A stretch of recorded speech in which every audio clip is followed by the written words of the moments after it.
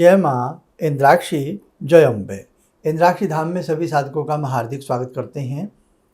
आइए इस अंक में हम बात करते हैं कि पुरुषोत्तम मास में दीपदान का अत्यधिक महत्व होता है। जैसे कार्तिक मास में दीपदान करने से पुण्य की प्राप्ति होती है, नाना भांति के संकट दूर होते हैं, ठीक उसी प्रकार से पुरुषोत्तम मास, जिसे हम अधिक मास के नाम से भी जानते हैं, इस बार पुरुषोत्तम मास का जो प्रारंभ स्थिति रहेगी वो 17 मई से लेकर के 15 जून तक पुरुषोत्तम मास रहेगा।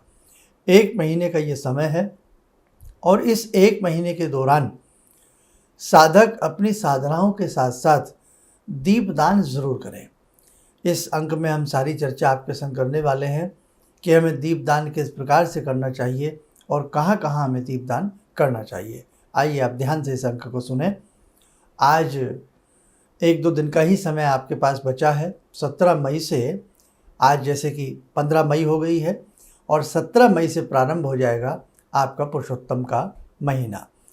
पुरुषोत्तम का महीना इसे अधिक मास के नाम से भी जाना जाता है और ये मास हर 3 साल के बाद हमें प्राप्त होता है। अब नाम है पुरुषोत्तम।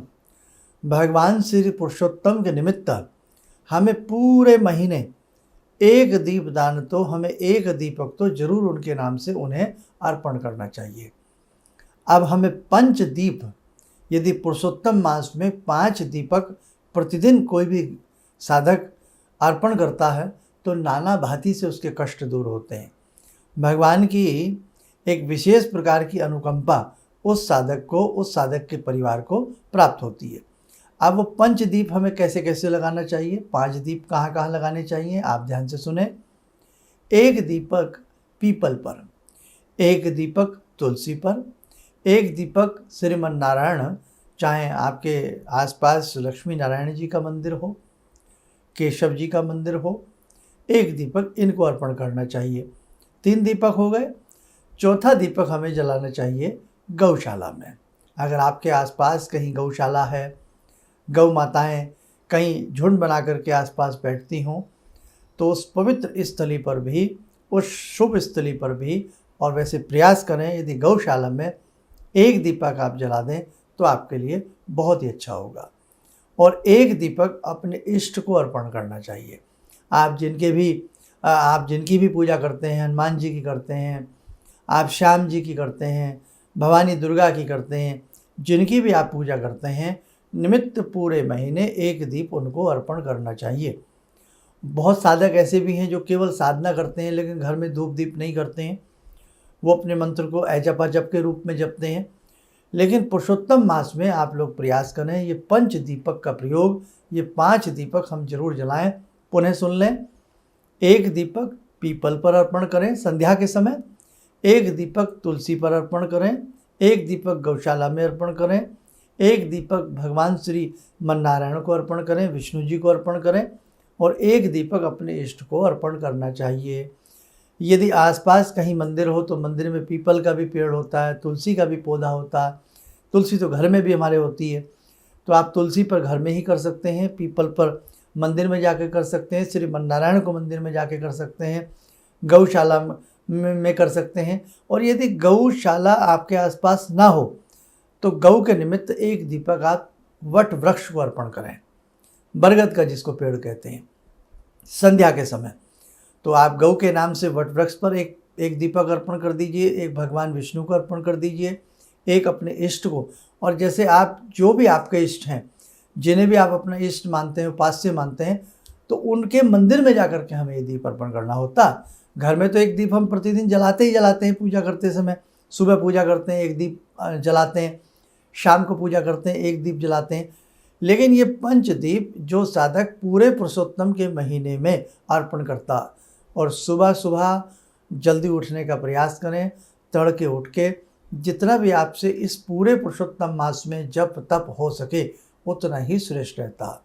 पुरुषोत्तम मास के महीने में जो भी साधक जीवों की सेवा करता है, गौ माता की सेवा करता है, चींटियों की सेवा करता है, पशुओं की सेवा करता है, वास्तव में वो साधक अपने जीवन को गोलोकवासी बना लेता है। और एक ध्यान रखना, आज हम बहुत ऐसे तीर्थ क्षेत्रों में जाते हैं जहाँ हम थोड़ा चलने फिरने में असमर्थ हो जाते हैं और वहाँ जो खच्चर मिलते हैं हम उनके ऊपर बैठ कर के जाते हैं। इस प्रकार से दर्शन करना ये शुभ लक्षण नहीं है। हम किसी जीव को सता करके, उसको तंग कर करके, आपको मालूम नहीं है कितना वो जीव थक जाते हैं, कितना वो खच्चर थक जाते हैं। अब कई बार तो खच्चर होता है 60-70 किलो का, 80 किलो का, और उसके ऊपर व्यक्ति कम से कम 1.5 कुंटल तक का बैठ जाता है। अब सोचो कोई हमारी पीठ पर के बैठ कर के जाए और बार बार, आपको मालूम ही है कि बार बार किस प्रकार से उनसे श्रम कराया जाता है, किस प्रकार से उन मासूमों के से वर्क कराया जाता है। तो आपसे मेरी ये निवेदन है कि आप किसी भी तीर्थ क्षेत्र पर जाएं, जब तक शरीर स्वस्थ है तब तक जरूर जाने का प्रयास करें, लेकिन इस प्रकार के दर्शन करना, किसी जीव के ऊपर लद करके जाना और उसके भाव न पड़ना, चाहे उसके पेट में दर्द हो, उसको बुखार हो, वो परेशान हो, लेकिन साहब हमें तो दर्शन करने हैं, हमें तो अपनी यात्रा पूरी करनी है, ऐसी यात्रा का कोई भी फ़ायदा नहीं है। ध्यान रखना। इसलिए मैं आपसे यही निवेदन करूंगा कि जब तक भगवान ने हमें अच्छे कदम दिए हैं, अच्छे पैर दिए हैं, स्वस्थ शरीर दिया है, तो जहाँ जहाँ आपको दर्शन करने हो आप जरूर जाइएगा। लेकिन किसी जीव को तंग करके, किसी जीव की पीठ पर लद करके उसको परेशान कर करके जाना, ये शुभ लक्षण नहीं है, ये अच्छे दर्शन नहीं कहलाते हैं। किसी न किसी जन्म में आपको भी वो खच्चर बनना पड़ेगा, आपको वो बदला चुकाना पड़ेगा। इसलिए तो कहते हैं प्रारब्ध का फल हमें जीवन में भोगना पड़ता है। प्रारब्ध से हमें डरना चाहिए और प्रारब्ध से डर करके हमें जीवन में यही प्रयास करना चाहिए कि जो भी जीवन में हमें सांसें मिली हैं, जो भी जीवन मिला है, उसमें हमें श्रेष्ठ कार्य करने हैं और भक्ति ऐसी करनी है कि हम भक्ति करें, भक्ति से हमारी कोई परेशान ना हो, है ना। तो ध्यान रखना, ये पंच दीपक हमने जो आपको बताए हैं इन्हें आप जरूर अर्पण करें। जैसे इंद्राक्षी धाम से जुड़े हुए साधक हैं, भवानी दुर्गा, भगवती गायत्री को हम सब मानते हैं, उनकी पूजा करते हैं। आसपास आपके कोई शक्तिपीठ हो, कोई सिद्धपीठ हो, वहाँ जाकर के इस पूरे पुरुषोत्तम मास में एक दीपदान अपनी भगवती के निमित्त जरूर करना। दीपदान अर्थात शुद्ध देसी घी का दीप अर्पण करना, जलाना और जाकर के अपने उपास्य को अर्पण करना, यही दीपदान कहलाता है। और साथ में कोई फूल वगैरह भी आप अर्पण कर सकें, कोई फल वगैरह अर्पण कर सकें तो सोने पर सुहागा। तो फिर चलते चलते आपसे यही कहेंगे, ये पुरुषोत्तम का महीना बहुत ही कीमती महीना होता है, इसमें दीपदान जरूर करना चाहिए। और एक बात और, जो ऐसे क्षेत्रों में रहते हैं जहाँ कुएं हैं, आज भी बावड़ियाँ हैं, बावचियाँ हैं, तालाब हैं, कोई सिद्ध पोखर है, कोई सिद्ध तट है, कोई सिद्ध किनारा है, कोई सिद्ध नदी है, सरोवर है, तो हमें इस पुरुषोत्तम के महीने में वहाँ पर भी दीपदान अर्पण करना चाहिए। इसमें जितना आप दीपदान अर्पण करोगे उतने ही आपके जीवन में जगमग जगमग ज्योति जले, आपका जीवन उतना ही रोशनी से भर जाएगा। आपके जीवन के कषाय कल्मश अंधकार श्रीमन नारायण की कृपा से दूर हो जाएंगे। और इसी पुरुषोत्तम मास में विष्णु सहस्त्र नाम पढ़ना, दुर्गा कवच पढ़ना, भगवती दुर्गा के 108 नाम पढ़ना, भगवती दुर्गा की साधना करना, गायत्री मंत्र अधिक से अधिक करना और किसी भी अपने इष्ट मंत्र को, गुरु मंत्र को चलते फिरते, उठते बैठते ऐजपा जप के रूप में जपना अत्यधिक श्रेष्ठ माना जाता है। ये आप सारी बातें नोट डाउन कर लें। 17 मई से प्रारंभ हो जाएगा। हो सकता है ये कार्यक्रम आप हमारा 17 मई के बाद भी सुन रहे हो, तो 15 जून तक पुरुषोत्तम मास रहेगा। पुरुषोत्तम मास है ही भक्ति के लिए, ये आप बहुत अच्छे से ध्यान रखें। और इसमें जितना आप अपनी भक्ति भावना को बढ़ाएंगे, इसमें हमें अपने खाने पीने पर ध्यान रखना है, अपने रहन सहन पर ध्यान रखना है, ब्रह्मचर्य का पालन करना है। और कितनी खुशी की बात है, जगत जननी जगदम्बा भगवती गायत्री, भगवती सावित्री ने हमें एक सुंदर अवसर प्रदान किया है। हम बहुत सारे परिवार मिलकर के, हज़ारों की संख्या में परिवार मिलकर के हम गायत्री साधना कर रहे हैं। कितनी खुशी की बात है। और वो भी हमें पुरुषोत्तम का महीना प्राप्त हुआ। इसी में शनिश्चरी अमावस्या, वट वृक्ष की साधना, बहुत सारी चीज़ें हमें मिल रही हैं। और 15 जून की सोमवती अमावस्या है, तब तक पुरुषोत्तम मास रहेगा। और पुरुषोत्तम मास में गायत्री साधना करना अत्यधिक प्रभावशाली माना जाता है। इसलिए आप भगवान का ध्यान करें, अपने मन को समझा करके। कई बार मन करेगा हम और नहीं कर पाएंगे, लेकिन आप अपने मन को समझा करके अपनी साधना को छोड़ना मत। जितना आपसे अधिक बन पड़े अपनी साधना को करने का प्रयास करना। और 15 जून को इंद्राक्षी धाम में एक विशेष आयोजन किया जा रहा है, विशेष पूजन किया जा रहा है।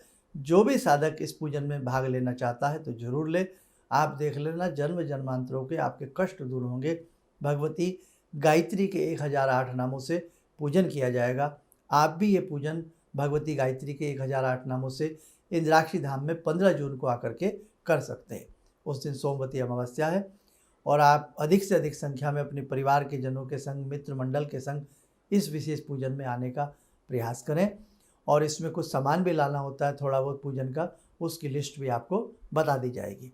तो इसलिए ऐसे मौके हमें छोड़ने नहीं चाहिए। एक तो पुरुषोत्तम मास का अंतिम दिन है और ऊपर से सोमवती अमावस्या है, तो वास्तव में हम ऐसी विशेष फल प्रदान करने वाली तिथियों में हम कोई विशेष पूजन करें तो विशेष लाभ तो मिलेगा ही मिलेगा। और अंतिम बात, पुरुषोत्तम मास में जैसे दीपदान की बात चल रही है, तो कभी भी इस बार ना सही, हर 3 साल के बाद पुरुषोत्तम मास आता है, तो कभी अपने जीवन में 1.25 लाख बत्तियाँ के दीप जला करके अर्पण करना। 1.25 लाख बत्तियों के, है ना, 1,25,000 बत्तियाँ बनाई जाती हैं और उनको चाहे आप अधिक संख्या में अधिक छोटे छोटे दीप बना करके अपने किसी भी आसपास के धर्म क्षेत्र में, सिद्ध क्षेत्र में, और ख़ास तौर से श्रीमन नारायण विष्णु जी को अर्पण करना चाहिए।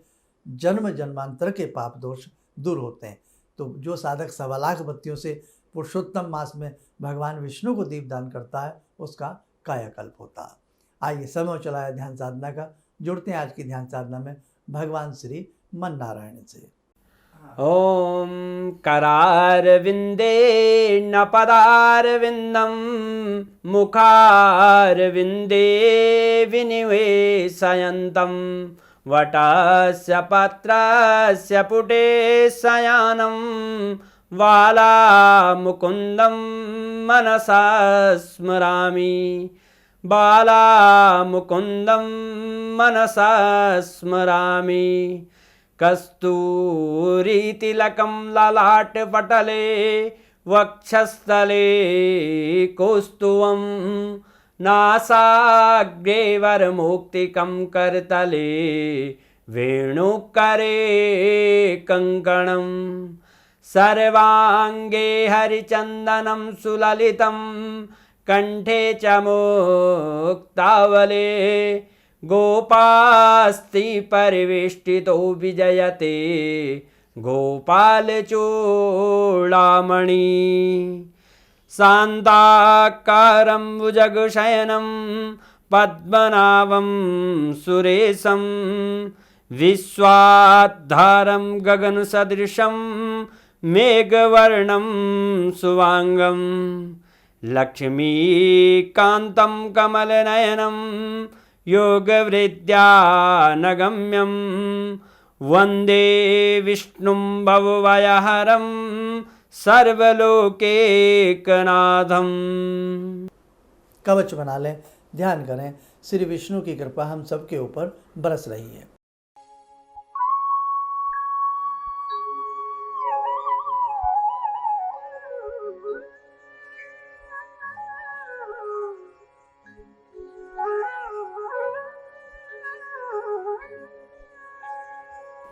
ओम बोलते हुए नेत्र खोलें, सामान्य हो जाए। बाकी साधकों सारी जानकारी आपको समय समय पर देते रहेंगे। जिन साधकों की 14 मालाएं चल रही हैं गायत्री की, वो अच्छे से अपनी माला को करते रहना, घबराना मत। भगवती जगत जननी जगदम्बा माँ गायत्री, माँ सावित्री आपके संग हैं, उनकी शक्ति आपके संग है। निश्चित तौर से आपको ये साधना आनंद प्रदान करेगी, वैभव प्रदान करेगी। चलिए, आप सब लोग स्वस्थ रहें, सुखी रहें। इन्हीं शुभकामनाओं के साथ हम अपनी वाणी को विराम देते हैं। जय जय अम्बे। मेरी बार बार आँखों की नाड़ी फट जाती थी, तो डॉक्टर ने मेरे को बोला कि ये कैसे हो गया। मेरे 30 साल की प्रैक्टिस में कभी भी इस आँख की रोशनी चली गई थी, तो वो मैं मंत्र करती थी, आपने मेरे को बताया था, तो उस मंत्र से मेरी रोशनी वापस आ गई। मेरे को काला मोतियाबिंद है, तो हाँ अब ठीक है, इस रोशनी आँख में आ गई। तो वो बोले कि मैं बड़ा हैरान हूँ कि रोशनी ये वापस आ कैसे गई, तो आपकी कृपा से आई। किसी भी समस्या के समाधान के लिए मिले प्रसिद्ध हस्तरेखा एवं वास्तु विशेषज्ञ प्रोफेसर धर्मेंद्र शर्मा जी से। नोट: शिविर में भाग लेने हेतु एवं व्यक्तिगत रूप से मिलने के लिए कॉल करने का समय सुबह 10 बजे से शाम 6 बजे तक। हमारे विभिन्न ज्ञानवर्धक कार्यक्रम देखने के लिए आप हमें अभी सब्सक्राइब करें, बेल आइकन को प्रेस करें ताकि आप देख सकें हमारा कार्यक्रम सबसे पहले। और अधिक जानकारी के लिए फेसबुक पेज को लाइक करना न भूलें।